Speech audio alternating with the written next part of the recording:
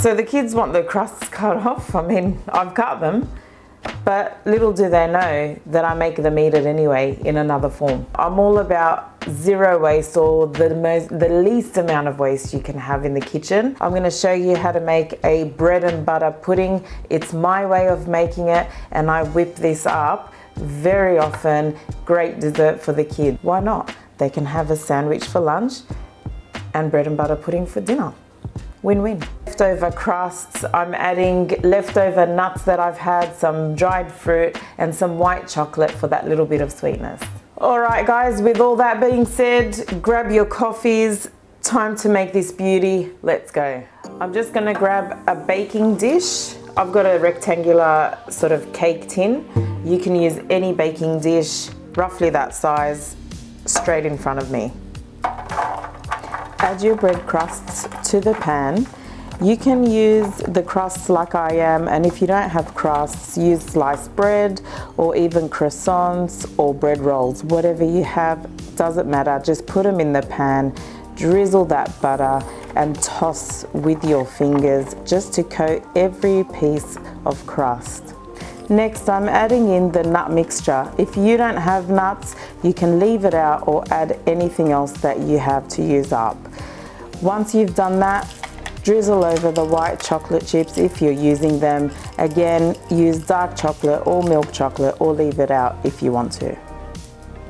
It's time to cut up the fruit.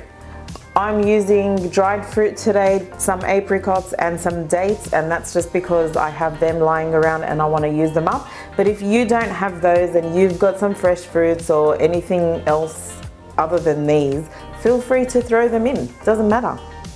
It's time to dice up the dried fruit. Now if you want to use fresh fruit, that's absolutely fine. All you need to do is dice them up and saute them in a pan until they're nicely caramelized. Sprinkle in a little bit of brown sugar if you like, or some honey, and just caramelize them. You just want to reduce the amount of liquid that comes out of each fruit. Once you've cooked your fresh fruit off, then feel free to sprinkle that all over your bread and butter pudding. So simple. And now for the fun part, I'm going to whisk up this custard. If you can remember two ingredients, it's milk and eggs. You'll be right with this one. And one more thing to remember for this recipe is the ratio, a 1-to-1 ratio. So you've got 1 cup of milk to 1 egg. That's all you need to remember and you'll be right. I'm using large eggs for this recipe. So if you don't have large eggs, that's fine. Maybe just increase it by 1 egg. You might have noticed I'm not putting sugar in this.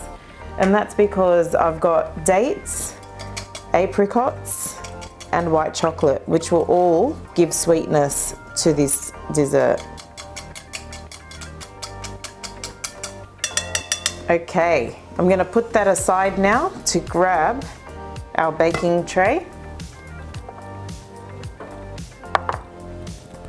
And all I'm going to do now is pour this custard all over and let it soak.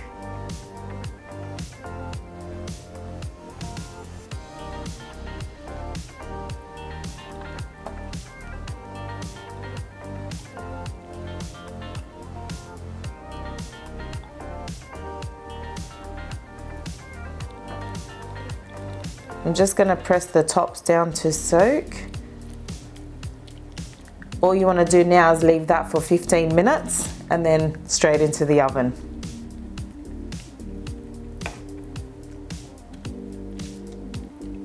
Right, it's been soaking for a little while now. As you can see, that crust has just soaked up the custard. I've got the oven preheated to about 160 degrees or so, fan forced. It's going to go in for about 20 minutes or so until I get a nice golden crust on top and that little jiggle in the middle. It's time to take it out. I think it's ready.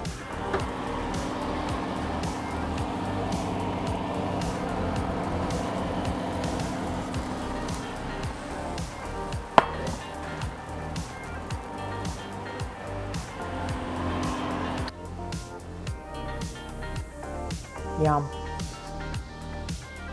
This is the perfect dessert to have with the whole family.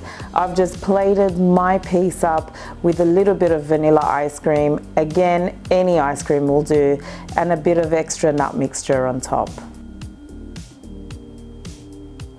Guys, there you have it. Leftover crust bread and butter pudding. It's my way, you go do it your way. If you have any questions from today's recipe, please drop them in the comment section below. Please like and subscribe for more recipes, and one more thing, don't forget to drink that coffee.